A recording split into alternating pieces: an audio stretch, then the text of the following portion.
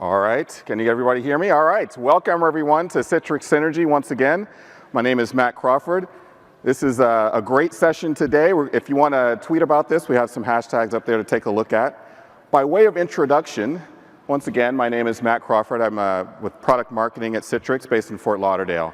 And when they said, look, you're going to do the Citrix and Microsoft session, it's all up and it's 90 minutes, I said, hey, I need some help. And so luckily, I've got some great experts to bring up on stage with me to talk about different aspects of the partnership because it is so fast. One of them is Jacob Rutsky, and he's going to come in and talk to you about some of the networking aspects and some of the security aspects about the relationship. Another one is Chris Hoffner. It's great that we have a customer here to talk about how he's actually using Citrix and Microsoft technologies in the healthcare space in terms of a data transmission to the cloud or migration to the cloud, some of his data.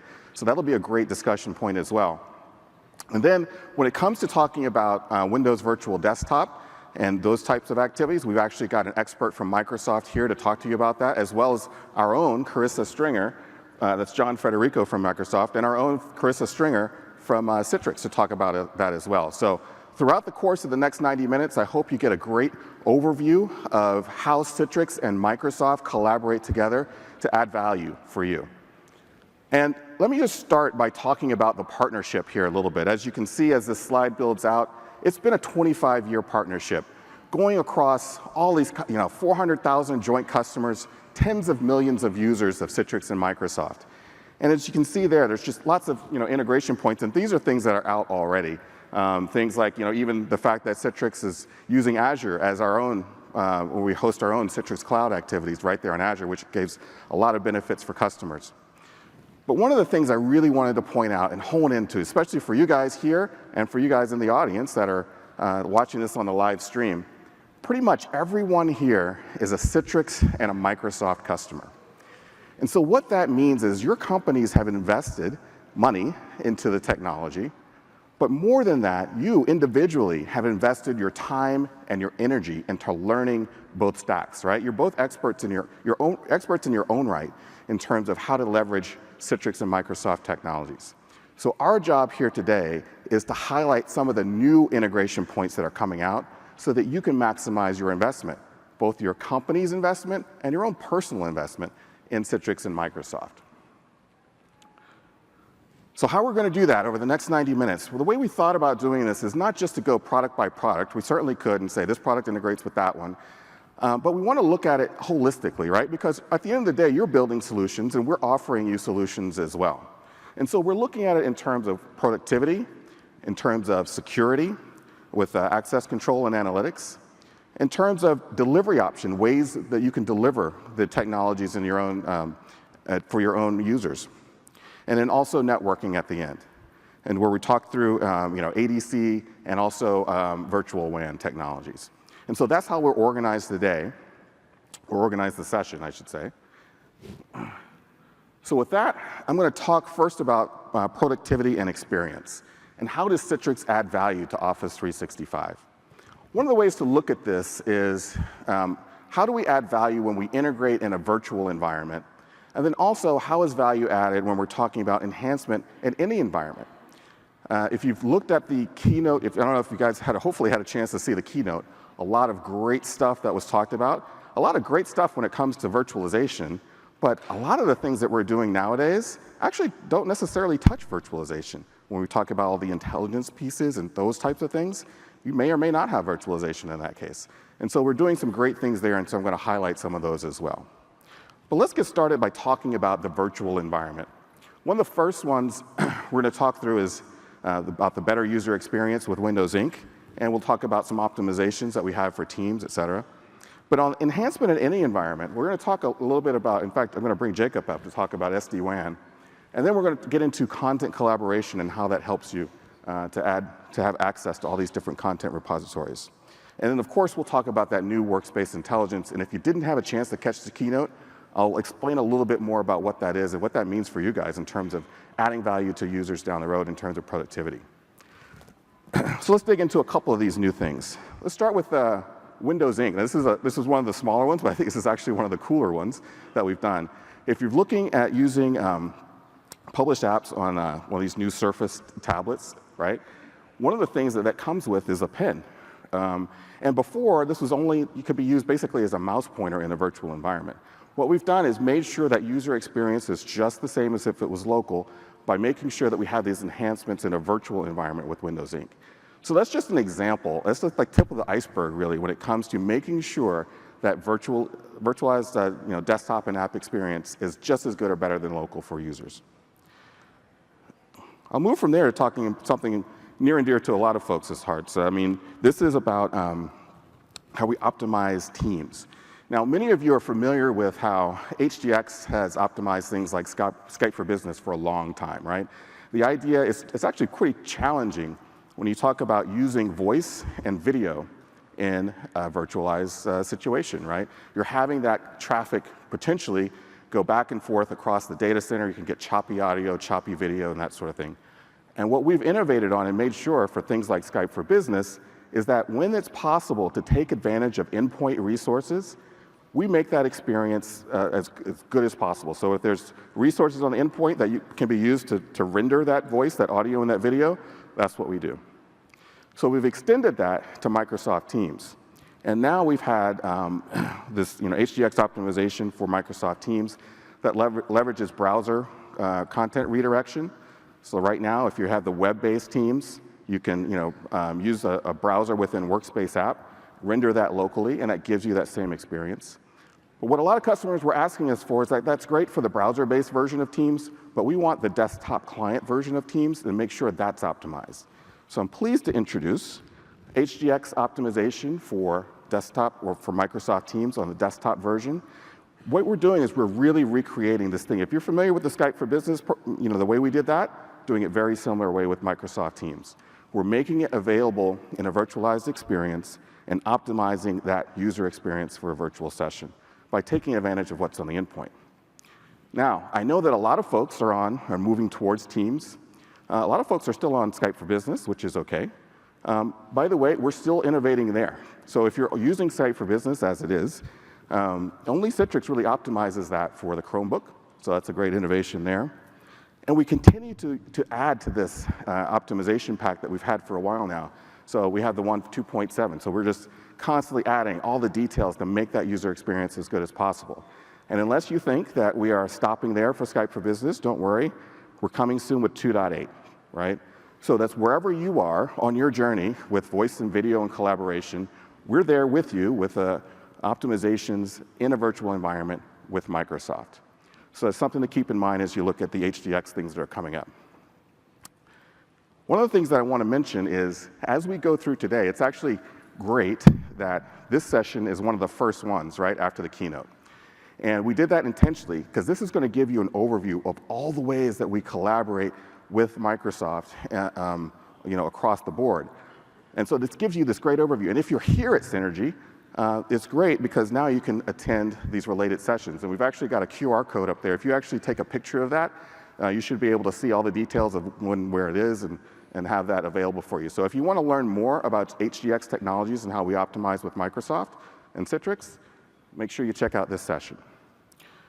So with that actually leads me into talking a little bit more about Office 365 and about how we can optimize that with our SD-WAN technologies. I'm going to hand it off to Jacob to talk about that. Thank you, sir. So hi, everybody. My name's Jacob Rutsky. I work with Matt here, but my focus is more on networking and security. And afterwards, if you guys are interested, I'm not going to leave you empty-handed, so I do have some awesome Tech Zone stickers for your laptop. So if you want some of those, come on up. Anyway, we're going to talk a little bit about networking and some SD-WAN stuff and how we work with Microsoft products, right? Because obviously you guys are customers of both.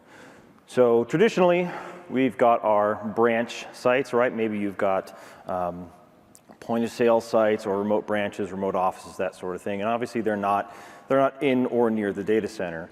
And traditionally, you've had some applications. You've got some SharePoint apps, some Office 365 or Exchange applications, and you've always backhauled that traffic across a WAN link. And WAN links, traditionally at least, are expensive, they're slow, high latency, maybe not the most bandwidth in the world. So when you start backhauling all of that application traffic, it's not necessarily the greatest things. But now what we're doing is we're moving everything up into Office 365. So as you can see here in that example, if I'm starting off at the branch, I have to start all the way over at the end, and then I'm going to backhaul my traffic to the data center, and maybe I'm going to apply a centralized policy, a security policy. Maybe I'm doing some forward proxy stuff with a secure web gateway. But then that traffic is then getting sent up to Office 365. And the return path is very much the same, back down to the data center, back out the data center, across a likely private link, and up to the branch. So that adds some complexity.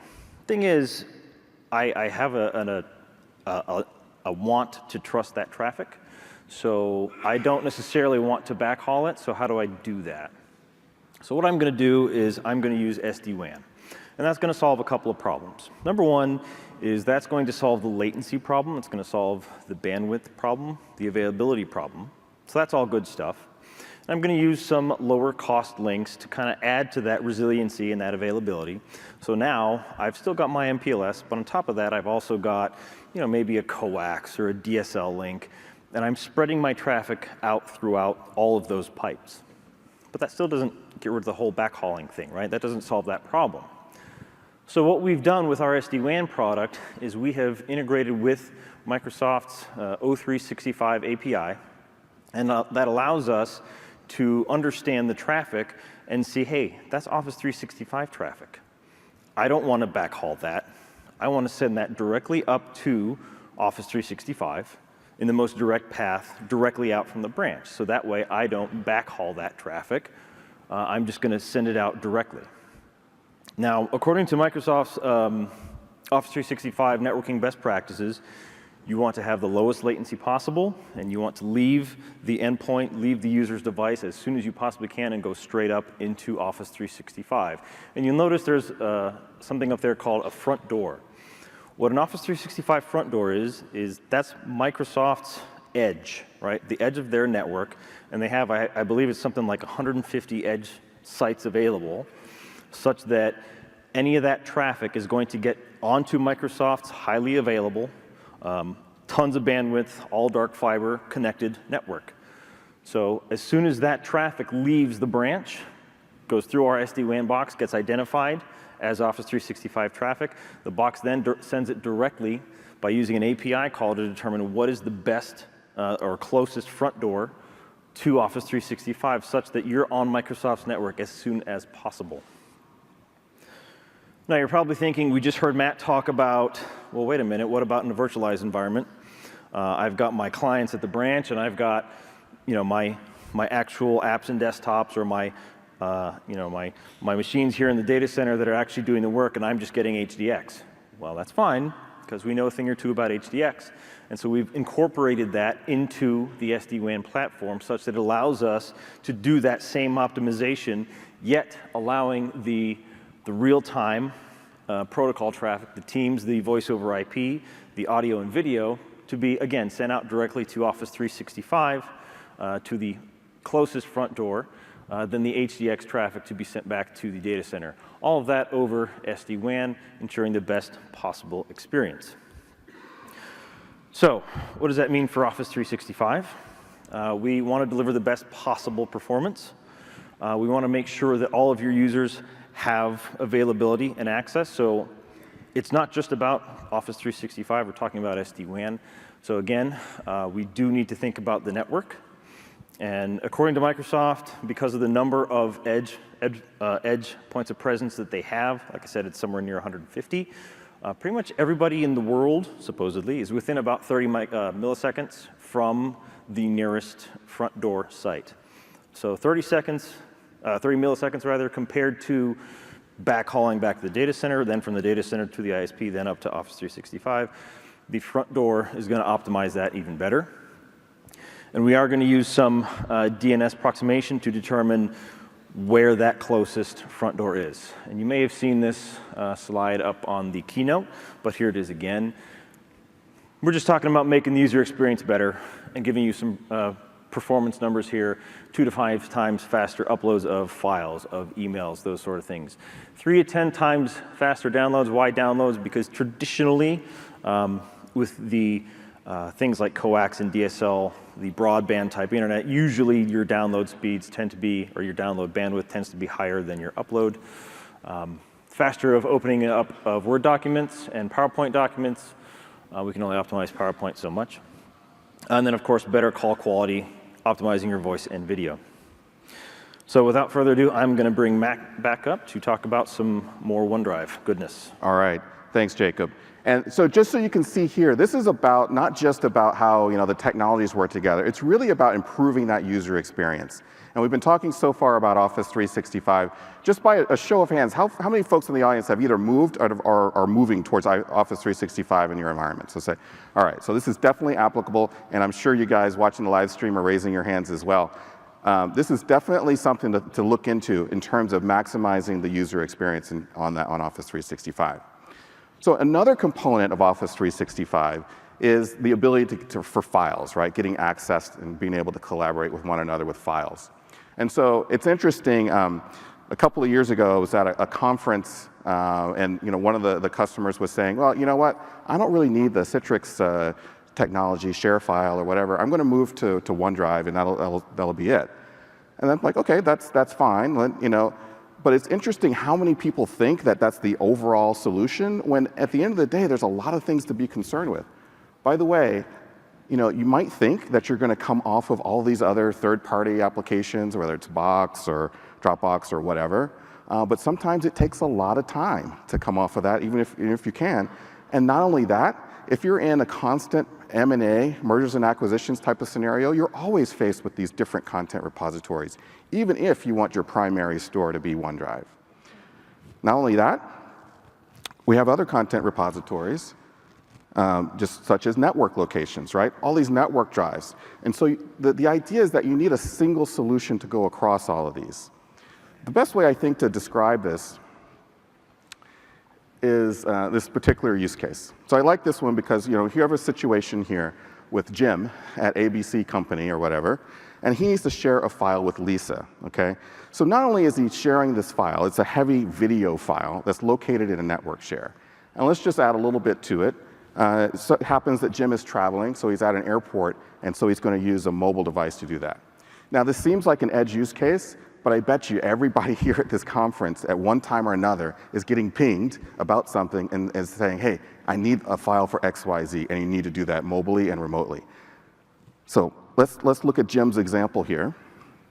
So it's possible he could VPN access into this network share, get that file, put it in an email, send it off to Lisa, right? Now, what do we think is going to happen here? More than likely, it's too large. This is a video file, right? Exceeding the allowable limit, making it a challenge. Okay. Let's put it back in the network here. And let's say he has another idea. Okay, we have OneDrive in the picture. So, okay, I got an idea. I can upload this to OneDrive and then just share a link, right? But that takes a little bit of time to upload it now. You're moving it from one repository to another. Sure enough, yes, you can get a link now and then email that link over to Lisa. And then it could make it to her. It's also possible, depending on security protocols set up, that could also run into roadblocks there as well, depending on how things are set up. So here's the solution we've got with content collaboration. Let's say that same scenario. Now you have Jim, and he's got his mobile device with the Workspace app on it. Now, actually, it doesn't matter. It could be in a network share. It could live in OneDrive. It could be in one of those third-party locations that I was talking about. Jim doesn't know and probably doesn't care. He shouldn't have to, right? He's the user. He's trying to have this quick, productive experience. So now, no matter where it is, all he needs to do is click it and share the link. And by the way, that link has security protocols. You can add things to that to make it as secure as possible when sharing it with Lisa. So that gives a lot of different benefits. First of all, you don't have to VPN into any kind of a network. There's no copying files back and forth and trying to move things around and taking time for Jim. It's just as simple as like click, get a link, send it. So that's great for external collaboration. And then it's great for your exchange costs as well. Now you've got just links going across and not entire files. And so yes, it's great for this video file that wouldn't even exceed the limit, that exceeded the limit. But just think about all the other files that may be just below the limit that is just getting sent across all the time and just clogging up the Exchange servers. So that's a great situation and one that I like to highlight. But in fact, I've actually got even better than me highlighting that solution. I'm going to bring up Chris Hoffner from MTM. And please give a big round of applause for Chris to come and talk to us about his solution. Thanks for having me, Matt. Thanks. Welcome, welcome. This is what these chairs are for us to sit and have a conversation. You know, it's great here at Synergy. It's great to get the knowledge from us at Citrix and whatever in presentations, but it's even better when you have a customer such as yourselves to talk about their experience. So I really appreciate you being here, Chris. Absolutely. Thanks for having me. So first, when we get started, let's talk a little bit about MTM. What is it that you guys do, and what's the business that you're in? Absolutely. So MTM is short for Medical Transportation Management. We are what is known as a non-emergency medical transportation brokerage firm, NEMET for short, what we call ourselves. It's a very unique business. We're in the business of serving Medicare patients, Medicare recipients. So all around the country, people are eligible for healthcare services through the federal Medicare program. That program is administered by state governments, and as part of the services that people receive, they are eligible for transportation benefits. Having access to healthcare does absolutely no good for you if you don't have the ability to actually get to your healthcare appointment, get to a pharmacy, get to drug rehab appointments. So we provide those transportation services. But I mentioned that we're a brokerage, so we don't actually drive the vehicles. What we do is, on behalf of the state governments, Medicare programs, or the insurance companies who have outsourced and are running those programs for the state governments, we provide the transportation service. So we work with thousands of transportation providers all around the country to find the transportation service and get the recipient or the patient to where they need to be in the most cost-effective mode of transportation possible. So from a technology perspective, that means we've got all kinds of call centers that we're running. We've got hundreds of folks on the phones all day long taking calls from Medicare recipients saying, hey, I need to get to such and such a doctor on this day. Can you get me there?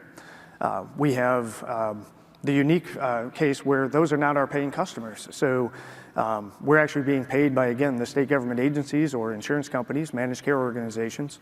And the data that we work with on a daily basis is not our own data. So we are entrusted with those state Medicare files or with the insurance company's information, so healthcare information about these members, but it's never ours. So we're entrusted to take care of that data. So you mentioned healthcare, you mentioned data. There's a lot of regulations about that. But as we were talking before, and I know that you're actually moving some of this data to Azure. So tell us a little bit about that. Obviously, there's some obvious challenges with that, right? But what are some things you're thinking about as you make that shift? Absolutely. So everybody has probably heard of HIPAA, right? The Health Insurance Portability and Accountability Act. So we are heavily federally regulated and we are heavily audited. So it is not uncommon for us to be dealing with audits from our clients, from government agencies, to ensure that we are protecting the data. And along with that comes a lot of stringent controls and a lot of wariness about moving towards newer technologies, and the cloud is absolutely one of them. It's one thing for us to be able to walk into one of our data centers, point at a server and say, there's your data, it's locked up tight inside of there. It's another thing to say it's in the cloud, it's in Azure, trust us, it's in one of Microsoft's data centers. So as regulation has started to move along and as our customers and have tried to move forward with technologies, new services we're trying to provide, we've been trying to optimize how we operate and bring new technologies to the forefront. Moving to the cloud is absolutely key to our ability to execute and continue to serve our customers. So as we move data to the cloud, there's two things we're really looking at. One is all the traditional stuff that everybody uses Citrix for. We're trying to provide access to our internal applications and our internal data using the Citrix Workspace capabilities. So we've managed to move to 100% Citrix control plane in the cloud. It's working fantastic for us. But the second piece is really the big data piece. So we've got all this data that we don't own that we have to protect, and we're looking to move that up into the Azure space. We're using tools such as Power BI, Microsoft SQL hosted in the cloud. And what does Citrix have to do with that? Well, we are protecting that data as it moves. Microsoft provides all kinds of really good stringent security controls around systems like Power BI in the cloud. But we have internal applications that have to access that data. So it's not like we just pick up all the data and put it in Azure and say we're done. We have to pick up all that data, move it, and still have it internally accessible for other systems. So it's a really complex ecosystem we have for data access and applications. So you're using then, it sounds like, is it content collaboration that you're using? How are you specifically using, well, a share file in this case for that? Absolutely, great question. So we're using a number of different things. So our vision is that Citrix Zen Desktop, Zen App within the workspace world, that is our view to the data. We allow business partners of ours, so those transportation providers, sometimes it's our clients, or even our own employees, a view to the data using that. And then content collaboration, share file, is our means of allowing them to extract the data. One of the ways that you become HIPAA compliant is by always having control or knowledge of what is happening with your data. And what we found with ShareFile as we analyzed it, it gives us that capability. So I mean, you talked earlier about your ability to move data with OneDrive, for example. And that's great, but what ShareFile does for us as an added layer there is we can always see who is accessing the data.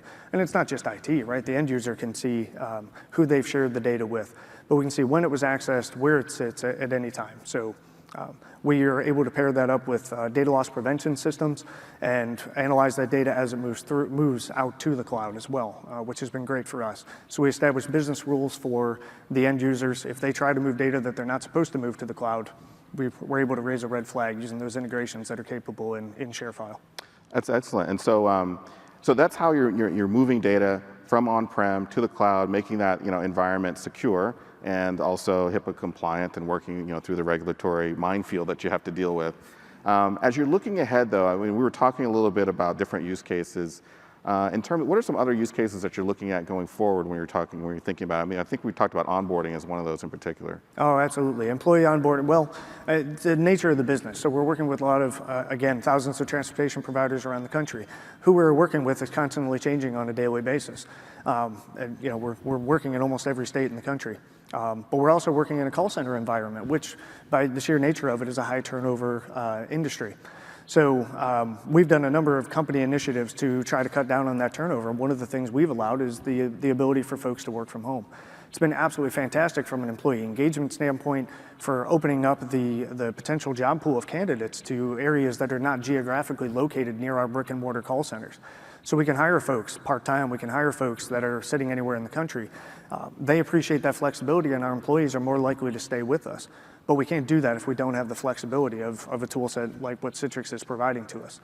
So we're able to put small devices, so thin client devices, Raspberry Pi devices, out in people's homes at incredibly low cost and allow them to securely connect into our environment. We're using features like the watermarking capabilities. I was really excited to see in the keynote session today the ability to stop the screen captures.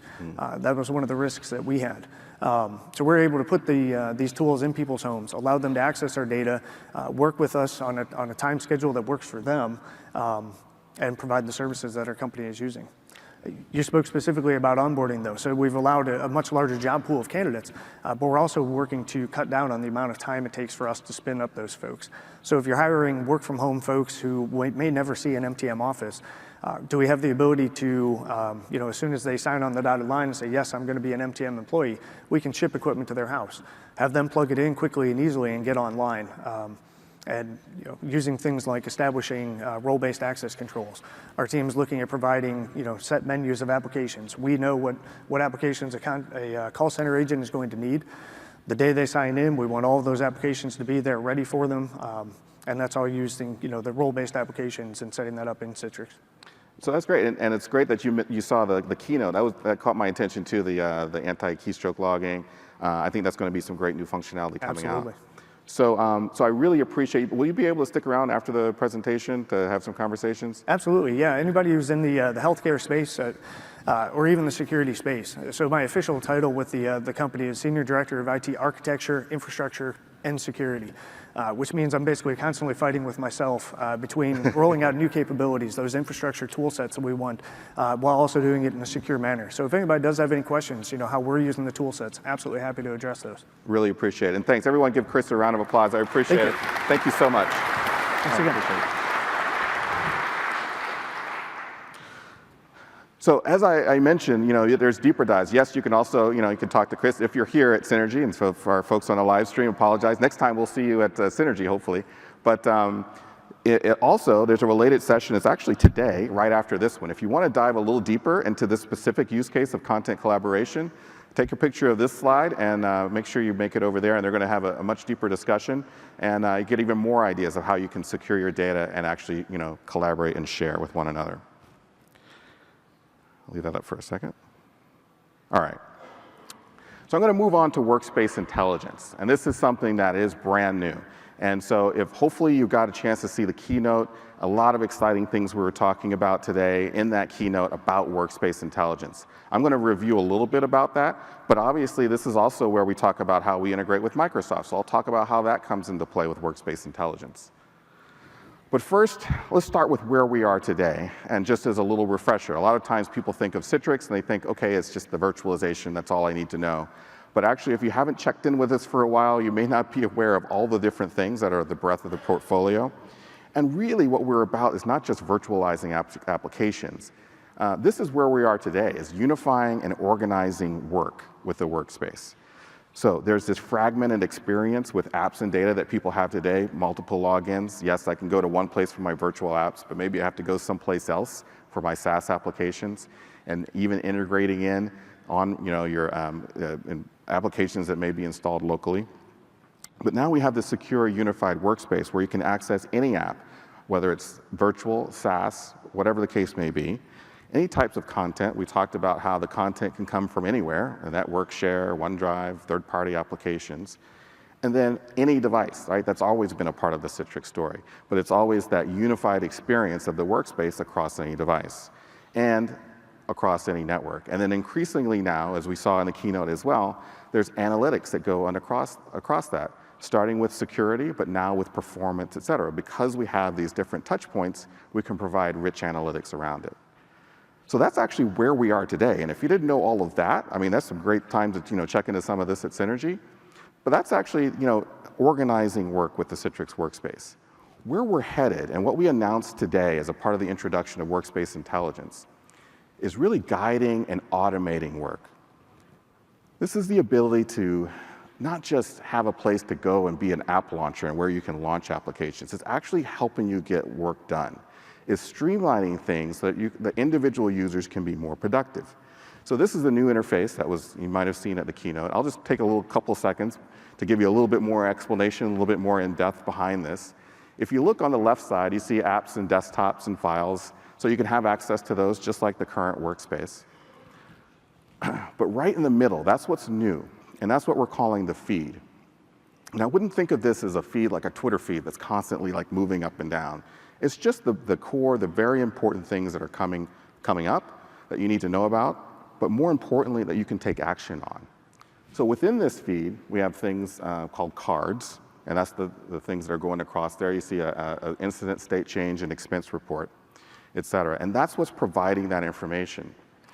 And then here's the big thing. There's two important things to take away that you want to really take away from what this Workspace Intelligence is all about. Because at the end of the day, people, when they first see this, they're like, oh yeah, it's a portal. People have had portals for however long. You just go there and it's the same thing, right? It's really not. And there's two things that really differentiate that. One is this concept of a micro app, right? That's what's behind these cards. It's not just providing information. It's allowing an individual person to take action on that information and interact with an entire enterprise application on the back end without opening up that application. Right? It's providing, if you remember from that keynote, hey, most applications provide this rich and robust experience, and they need to. They're competing in the sphere of applications. Some of the power users need that. And even an individual person who may be a power user of, say, Salesforce, they're a salesperson, it's just that they don't need to get into every aspect of it. They just need a certain piece of information. So what these micro applications do is they use APIs to actually connect with the application and expose very concrete, streamlined workflows that an individual user can take advantage of. So in the case of an expense report, it's linking back into another application, but now they just have to hit approve, and that's it, or send back, or whatever the case may be. In the case of the power of this is not just the applications that we have here, right?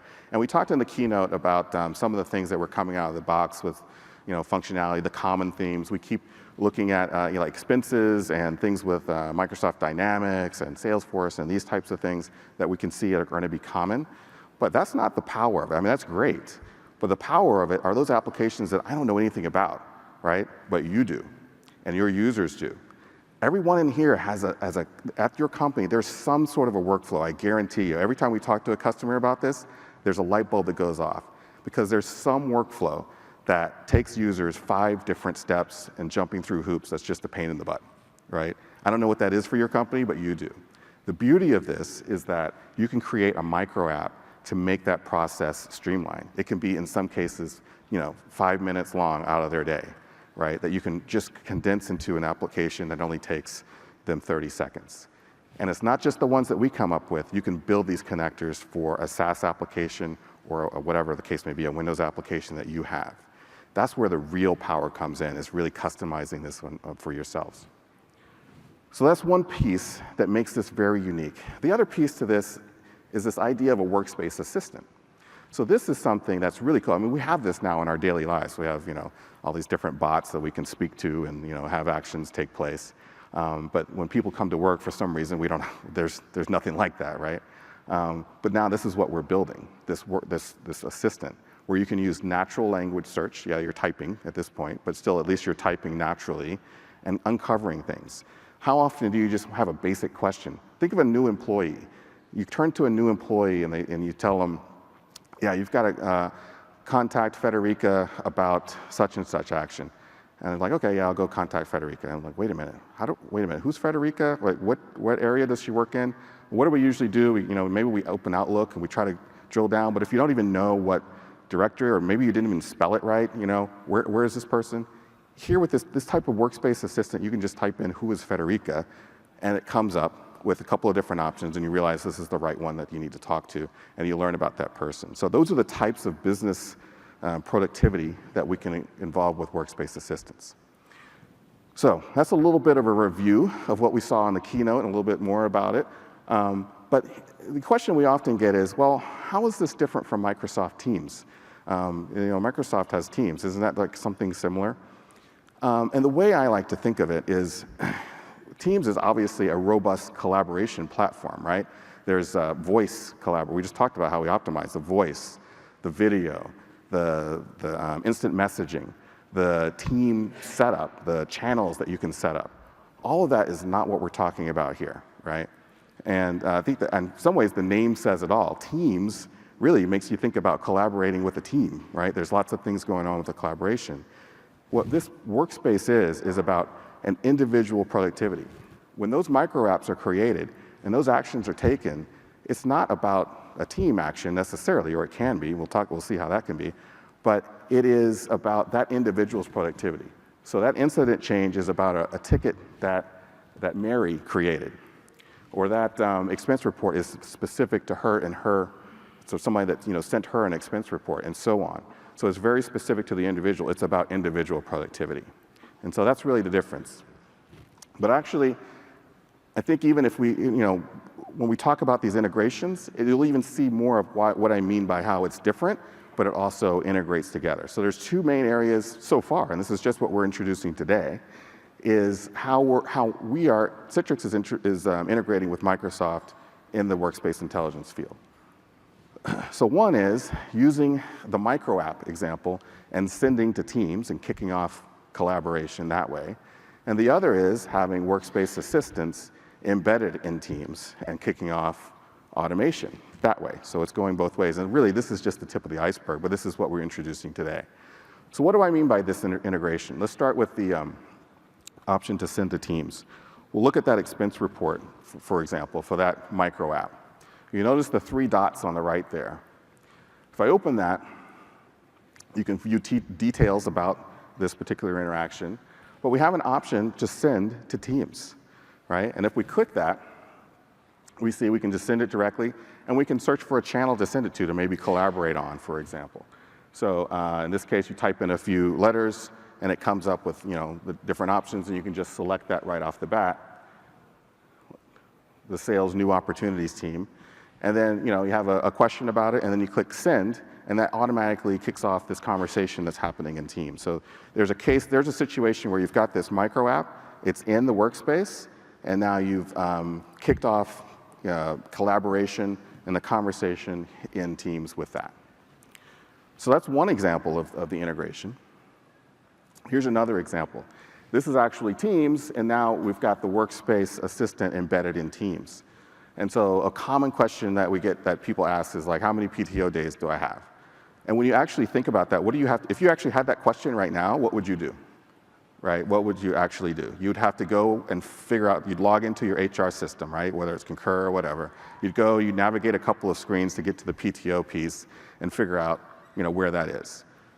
Yeah, it doesn't take long, but it takes a minute or so, right?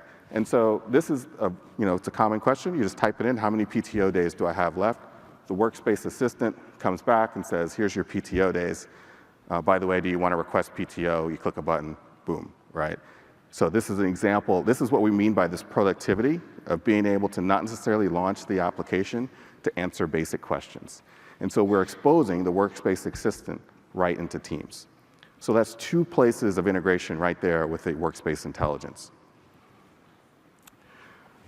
Right, so there's a lot of sessions here about Workspace Intelligence. If you want to learn more about those, there's actually quite a few, in particular about this micro app building, which maybe you want to get involved in.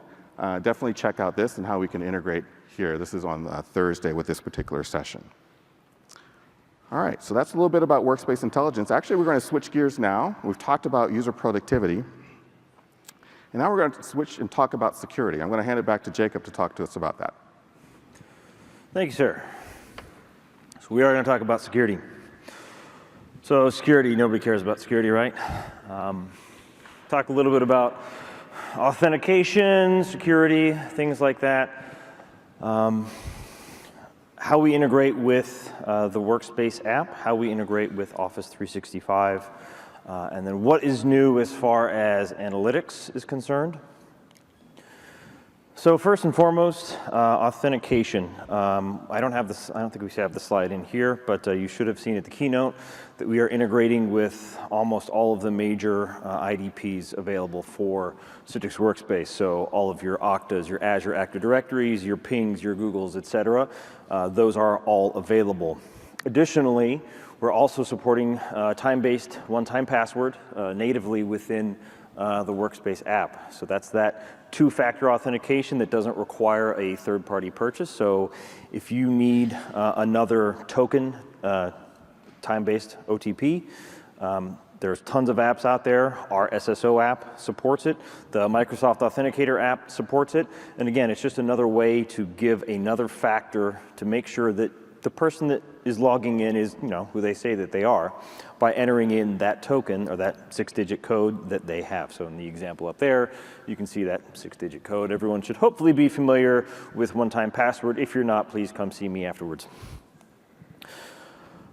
So within Workspace app, right, as Matt talked about, we are integrating as much as we possibly can and making it easier for users to do the work that they need to do. And if we're talking about authentication, we need to talk about single sign-on. Single sign-on allows users to do two things. Number one, it allows them to use a single set of credentials. So a single username, a single password, and then that OTP token. And that's their set of credentials. And that's all that they should need. So that's part one. Part two of single sign-on is that they should only have to use that set of credentials one time, right? They should be able to log in once to one thing and then have access to all their O365 docs, for example. They should have access to all their other SaaS applications that we are federated with. They should have access to all their on-prem apps, all their cloud apps, and it's all within that single workspace experience. So we're going to shift gears just a tiny bit, talk a little bit about our integration with Microsoft Intune from a mobility standpoint. And again, since we're talking about security, there's lots of encryption here with mobile devices. So specific to our endpoint management solution, you see up there our mail app and our content collaboration app, secure mail and what used to be known as ShareFile.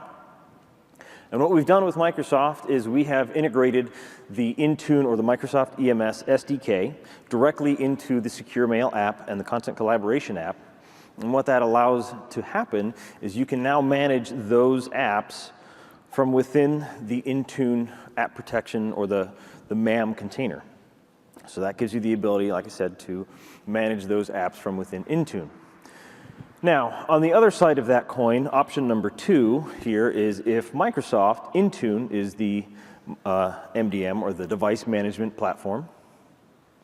What we've done there is we have integrated our micro VPN SDK inside of the Intune SDK, as well as the Intune managed browser. So the web browser that runs on your mobile device within the container has our micro VPN SDK built into it. So what that allows you to do is that makes micro VPN tunnels from the application that's running on your phone within the secure container over a secured connection back to your Citrix ADC. So you can see that there. We've got the Intune managed browser with the micro VPN SDK. And again, it's all about integration here. So that gives users and administrators a single unified app store for their mobile devices. Gives users the option to use the Workspace app on their phone. And again, it's the same user experience that they see on their phone as it is on a tablet, as it is on a full desktop. That natural interaction, consolidated storage, and more apps and devices, right? So you're not stuck with one or the other. And if you already have a Citrix ADC, then that micro VPN just makes sense, right? You've already got those devices, you've already got the configuration on them, so it just makes sense to use them already. I got ahead of myself there, micro VPN and single sign-on. And of course, end-to-end encryption. The whole point of the secure container is that all of that stuff on your mobile device is encrypted and protected. From an admin perspective, we've got the single management console that allows you to configure both the Intune SDK or from Intune the micro VPN SDK as well. And last but not least, quick shout out to Citrix Analytics, and I'm going to talk more about that in the last section here, but so I'll kind of browse or go through it quickly now. So I went through that really quick, right? There's a whole heck of a lot to cover, but again, we're kind of promoting some additional sessions here. So Alex and Mike have a ton of information on mobile device management and those integrations between Intune and our endpoint management product. So check that out. 4 o'clock, I think it's right after this session. So there's the QR code if you guys want to take a quick look there. And without further ado, let's talk a little bit more about heavy-duty security. So yeah, let's talk about the elephant in the room. So 73% of security breaches are financially motivated. I mean, why not, right? Who doesn't want an extra $80 quadrillion? 81% of breaches were accomplished by compromised credentials or weak passwords. Just FYI, my password is password123. So go ahead and try that. How were they, what was the attack vector? 43% say it was a social type attack. So maybe I get an email that looks legitimate. Maybe someone gathers a website and makes it look like, I'm logging into Facebook or I'm logging in somewhere else that's familiar to me, right? They are socially engineering me to gain access to my stuff and whatever else that I might have access to. So what does that mean for administrators? That means it's a bad day. We're suffering from alarm fatigue. That means every day I'm getting 200,000, let's just say, alarms about something. Well, what is it? Is it somebody that's accessing something they're not supposed to? Is it something where, this firewall rule was blocking something, or I can go on. There's any number of different things, different alarms that admins have to deal with every day. And of those alarms or events, only 4% are investigated. That's not good enough, right? We need to be better than that. 4% is clearly not enough. And the cost of that, you can put a dollar amount, right? $1.37 $1 million. That's not a small number, and this is all, of course, coming from the IBM Institute. So it's clearly an issue. And we've built a platform with our Microsoft friends. We've worked to put this platform inside of Azure, and we've worked with the Azure team very closely to use a lot of the tools that they've built to build some big data into our analytics platform. So when you look at our analytics platform, we start with the workspace, and you can see that there on the left. So we've got a couple of data sources. We've got our SaaS applications, our mobile apps, virtual apps and desktops, content collaboration, our mobile devices, of course my favorite part, the networks, the ADCs and the SD-WANs. The user behavior analytics, again, because we've got so many data sources, we understand what the users are doing, we understand where they're going, where they're coming from, and then we can assign a risk score. So using machine learning, we can assign a risk score based on what we expect them to do, what networks we expect them to use, where they're coming from. Are they coming from an IP address somewhere on the other side of the planet? Or are they coming from their IP address at their office or maybe their home? So we can assign a risk score, and from that we can build something that is very easy to understand. Are they high, medium, or low risk? Easy enough. So now that I've got all of these data sources, I've got all of these risk scores, what am I going to do? Well, I'm going to work with Microsoft and build out some additional integration, since that's the session that we're talking about today. So now you can see we are ingesting some additional Microsoft sources. So the Azure AD Identity Protection as well as Windows ATP, we're now using Microsoft Security Graph to feed all that information up into Citrix Analytics. So what that means for you folks that already have these services up in Azure is that you're now able to feed that into Analytics. We'll also be working with the Office 365 team to include the Office 365 ATP into that data set. And again, it's great to have a risk score, but what happens if you have to do something? Well, we need to be able to take action. So, right, you're probably already familiar with some of the actions you can take with some of our own products, things like turning on session recording, logging a user off, blocking access to certain things in content collaboration. But now we will be able to use and integrate with Microsoft to work with Windows Defender ATP to do some actions there as well. There is a great session, I believe it's tomorrow, at 2:20 p.m. with Gopi and Preeti. So if you guys are interested and you want to see some of the additional stuff around the integration with Microsoft Security Graph, take a look at that session. And without further ado, I am going to hand things over to John with Microsoft and Carissa. Here you go, sir. Thanks, Jacob. Thank you. I'm really excited to be here to talk about Windows Virtual Desktop, and I want to ask first, how many people have heard of Windows Virtual Desktop ahead of today's keynote? Okay, good. I've been doing my job then.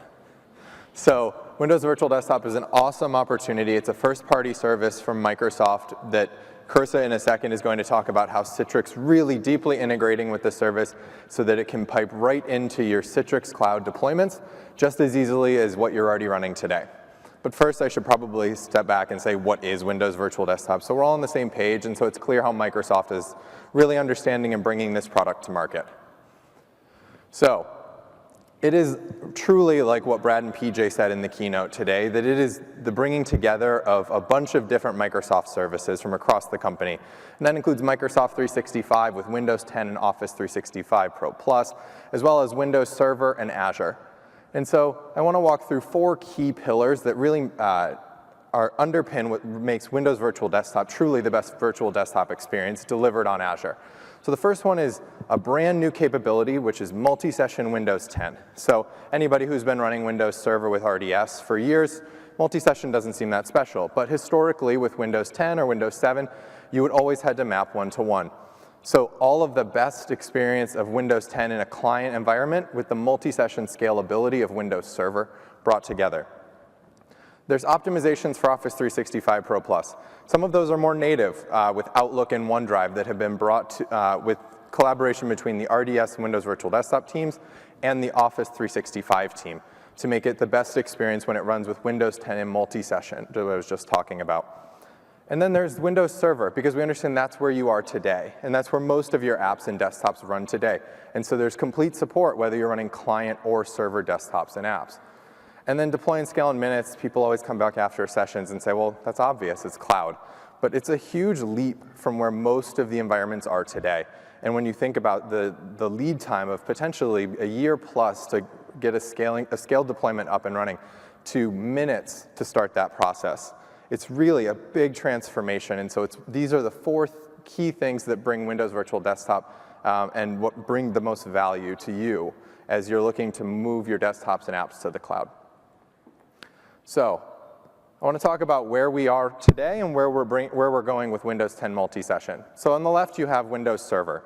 And that's traditionally what everybody here would know very well and has been using for years. And that's running the Windows Server OS, and it has the multi-session scalability, supporting Win32 apps, and is running on LTSC, so the update cadence is a little bit slower. On the right side, you have Windows 10 Enterprise, and that's a fantastic modern desktop experience, but it runs in single session. And it has greater apps compatibility, and it can run Office 365 Pro Plus, so collectively it provides the most productive experience for your workers. But it had its limitations.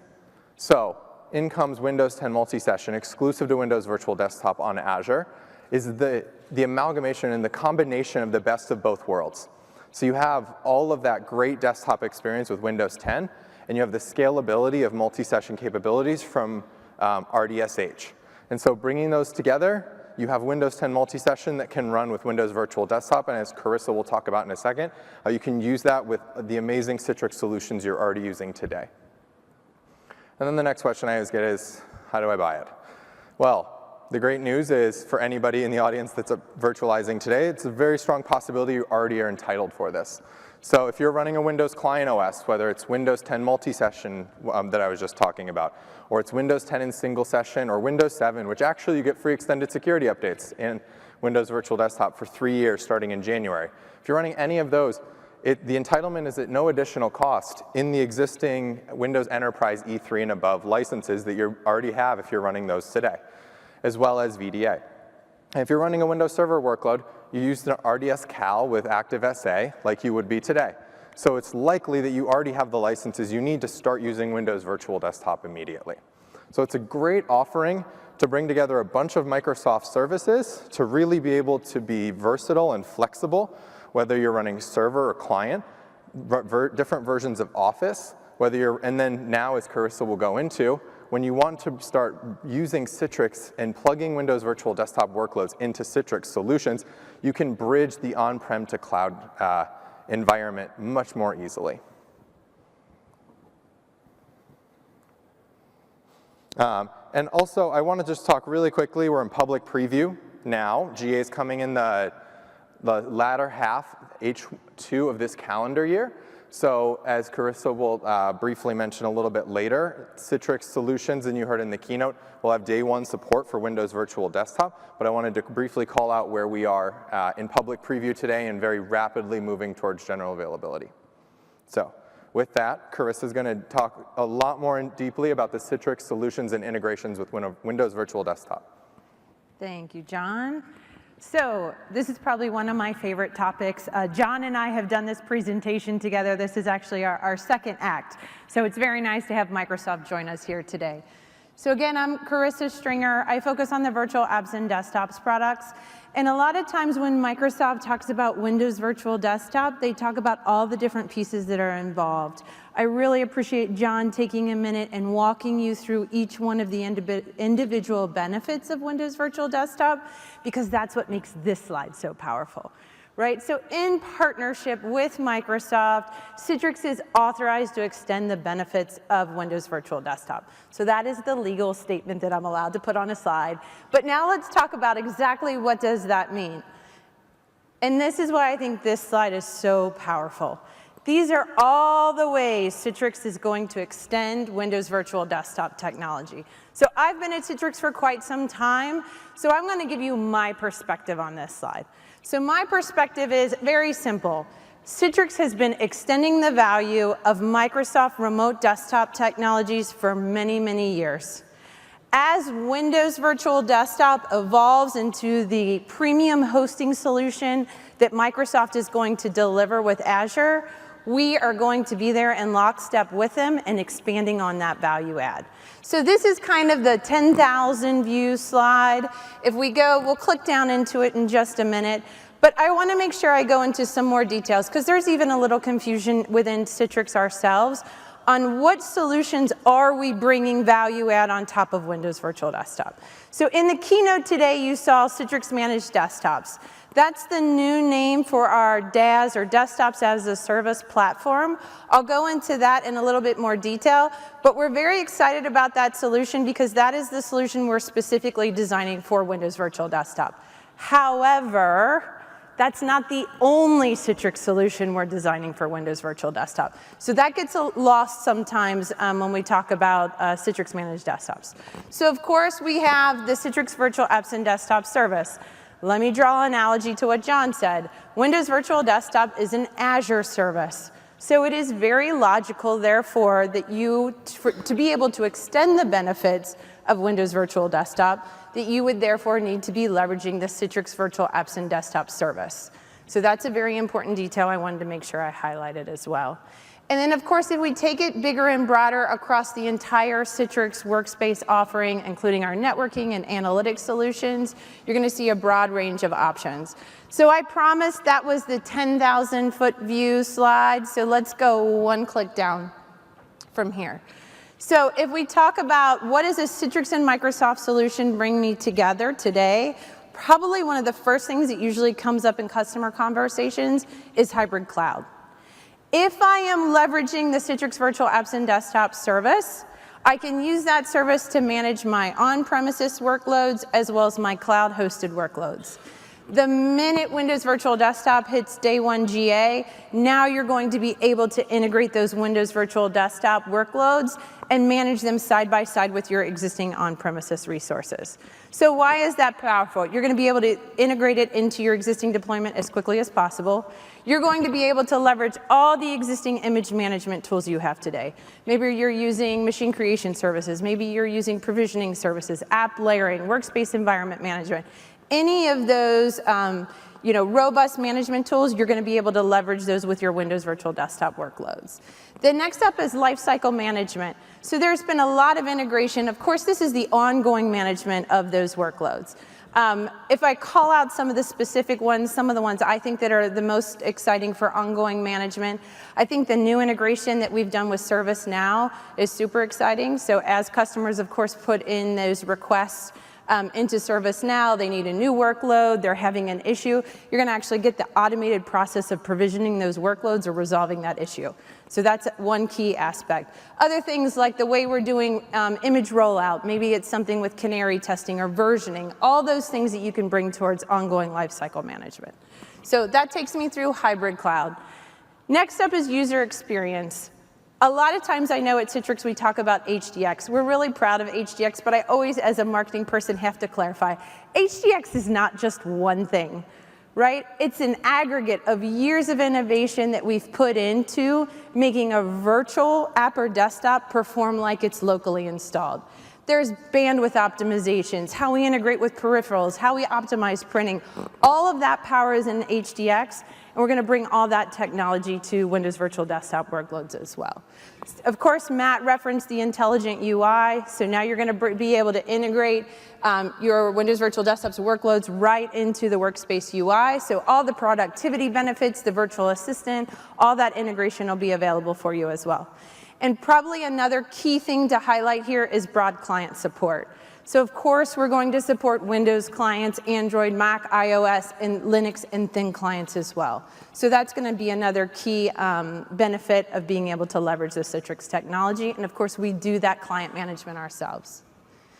Next up, monitoring control. So I couldn't have asked for a better customer reference to highlight monitoring and control, because where are Citrix solutions the most popular? They're the most popular in highly regulated industry. Why? Because of the ability to secure and control your deployment. So if we think about that when we make that transition with Windows Virtual Desktop as well, if I just call out a few key highlights, so granular policy engine. I think I'm the 5th person to stand on stage and mention the keynote reference to the new anti-keylogger and screen capture technology, but of course it goes much broader than that. Obviously, there's a huge policy engine that we can use. We can control things such as copy, paste, and printing, client drive mappings. All of those pieces are going to come into play. From a monitoring perspective, again, another place Citrix really shines in extending those benefits. And this is just kind of highlighting end-to-end visibility. So not only am I going to have visibility into my Windows Virtual Desktop workloads that are running on Azure, I have visibility into the networks that the users are using to connect to those workloads. I understand what's happening at the client level. I have thresholds that I can put into place so I can be proactively notified if there is an issue. I even have app probing technology so I can test the launch of my Windows Virtual Desktop workloads before I actually get into the office to make sure they're performing at level for my users. And of course, analytics. So we've talked through that a little bit earlier with Jacob, but really being able to build in the profile of what a user looks like so I can say, how do I optimize the performance for my user, whether they are using these Windows Virtual Desktop workloads that are running on Azure or their on-premises implementation. And then, of course, Office optimizations. So if you think of from an Office perspective, I think John makes a great point. Microsoft is committed to making sure Office performs at an optimal level in a virtualized environment. That's great news for us. Citrix is building upon that information and taking it one step farther. So if you're using Microsoft Teams, obviously we're announcing that we're doing the optimization for the Teams client. But let me give you a little horsepower behind that announcement. Today, the technology that we've built for Skype for Business, we have over 700,000 daily active users that leverage the Citrix technology to optimize their unified communications deployment with with Skype. We're bringing that same capabilities into Teams. So I do think that's a really big testament to how powerful that technology is. Of course, on the Microsoft side, it's an integrated solution.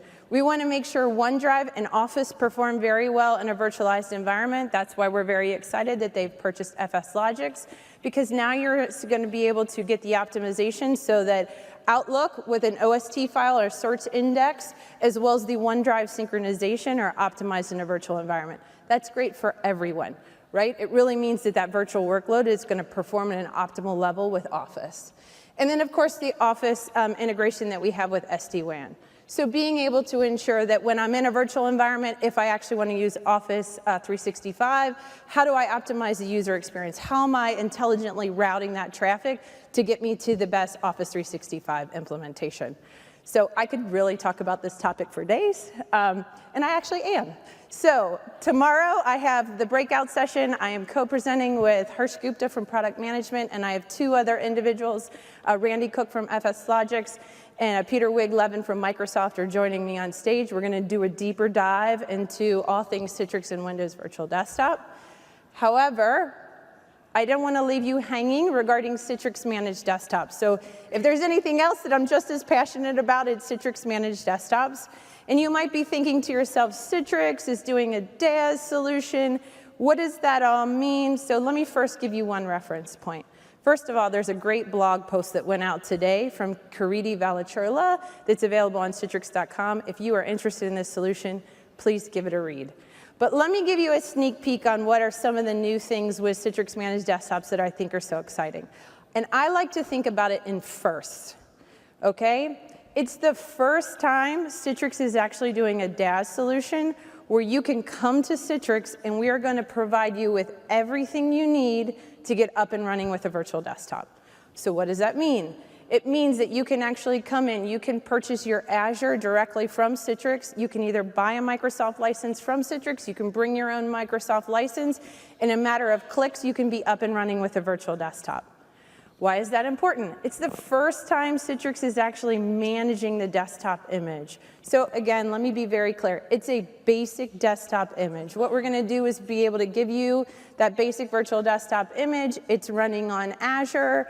You can do whatever you want to do to add on top of it, or you can use it as a gateway, especially if you have a BYOD program and customers need to come in and launch that virtual desktop to get to whatever your business resources are. So there's some other cool firsts. It's the first time we're doing non-domain join. It's the first time we're doing integration with on-premise AD where we're doing automation there. There's a ton of firsts that are coming out with this solution. It's also the first time we're going to do monthly and term-based offerings for it. So we're really excited about this offering.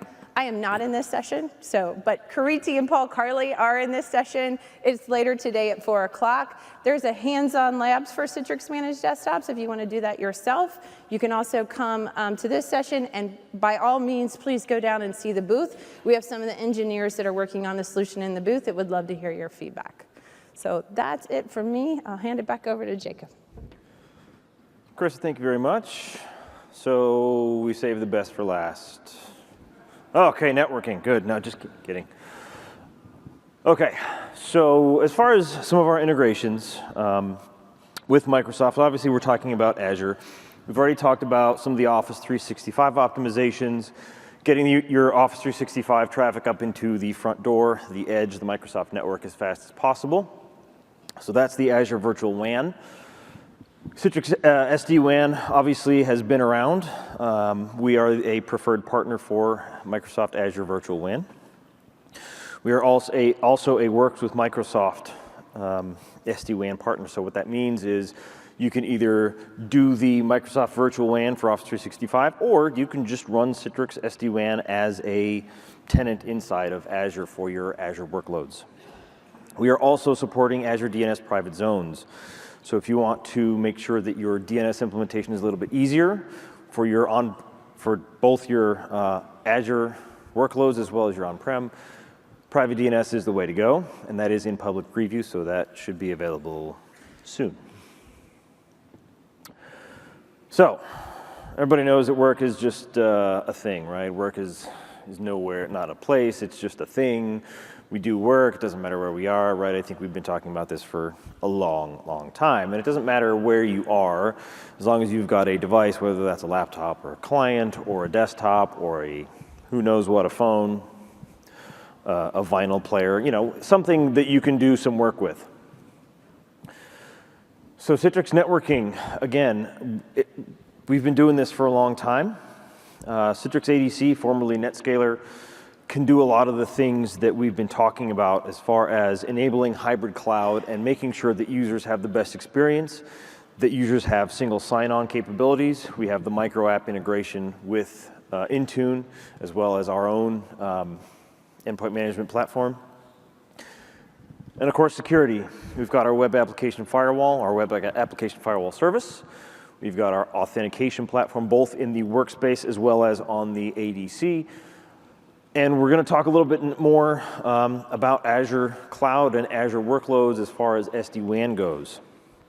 So why Citrix SD-WAN, right? Who in here is a networking person? Who in here is looking at SD-WAN? Rich, I know you. Anybody looking at SD-WAN have some questions? So SD-WAN is all about making things easier for your interconnected branch networks. So for example, if you have an MPLS network, we want to make it easier for you to have a highly available WAN network, have a better experience as a user because you've got more bandwidth across that network, as well as maybe even lower the cost by getting rid of some of those expensive networks. So lease lines, for a long time, they've been really expensive, but they are highly reliable. So maybe you can keep them around, maybe you can get rid of them, and that's what SD-WAN allows you to do, is have that choice whether you want to do that or not.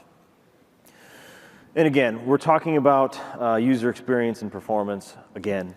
So we are going to have the ability to optimize Office 365 using the Office 365 API that allows us to identify O365 traffic and get it up into the Azure network as fast as possible. Now we are also a preferred Microsoft SD-WAN or Virtual WAN partner, and what that means is you have the ability to connect your branches directly up into Azure. And again, I mentioned there's two ways that you can accomplish that. But the key thing here to understand is you're going to get all the improvements that you would with a traditional branch type environment or a traditional data center, even if all of your applications, all of your workloads, all of your tenants, all of your stuff is up in Azure, whether it be Office 365 or just traditional workloads running up in Azure as virtual machines. So something that we are releasing in conjunction with our SD-WAN orchestrator is the automated provisioning of SD-WAN up into Azure. So what that allows you to do is auto-magically deploy your SD-WAN VPXs up into Azure. So we had the zero-touch deployment model, which allows you to basically hands-off deploy a physical box, but physical boxes don't really apply in public cloud, so they don't apply up in Azure. So what this service allows you to do is to apply that same idea behind zero touch up into Azure, such that I can now deploy a VPX very much hands-off. So think of this as the SD-WAN zero touch for Microsoft Azure. And it's all the things that you expect, right? Link aggregation, quality of service, the real-time traffic, audio, video, high availability and reliability, and a seamless failover between links. Now this is not necessarily the place to talk about SD-WAN. If you guys would like to, please come find me afterwards. Remember, I do have some stickers for you guys. Last but not least, we're going to talk about DNS private zones. And what this really does is we're working with Microsoft to enhance and use our Citrix ADC, which is basically the only time we're talking about Citrix ADC, to give you better DNS performance and higher security as far as your DNS queries are concerned. So when you've got your Microsoft, your tenancy up in Microsoft Azure, so you've got your workloads, or you've got Citrix apps and desktops running up in Azure, it allows them to use DNS private zones to resolve your internal network records. One last session recommendation. We have Darshant and Robin. They are talking about the secure app and workspace in a hybrid multi-cloud. So they're talking about ADC up in Azure as well as your on-prem resources as well. And that session is, I believe that's tomorrow at 11:30. So that was all I had for networking, and I'm going to bring Matt back up one last time. All right. Thank you, sir. Thanks, Jacob. So as you can see, we've talked about a lot of areas of collaboration, right, with Citrix and Microsoft. This sort of is a slide. I don't even think this encompasses everything, right? So hopefully what you've seen is an overview of what Citrix and Microsoft can do working together across the board, from productivity to security to deployment options for you, and then also in terms of networking. So with that, I'm going to close it out and say, hey, if please rate our session, and also please make sure this is a laundry list of all the related sessions. Most sessions have one or two. I think we have 9 or so up here. So please take the opportunity, take a deeper dive, and with that, I will say thank you very much for attending and enjoy the rest of Synergy.